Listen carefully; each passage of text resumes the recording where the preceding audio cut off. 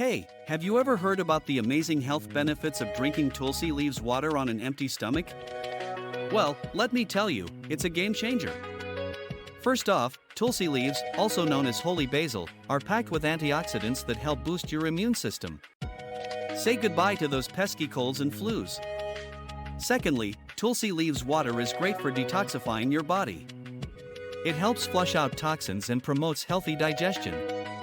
Goodbye bloating, hello flat tummy.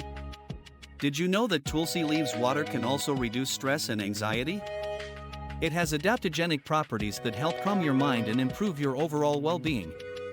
Say hello to a peaceful and relaxed you. But wait, there's more.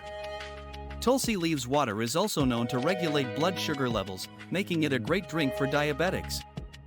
Plus, it can improve your metabolism and aid in weight loss. Not only that, but Tulsi leaves water is also good for your skin.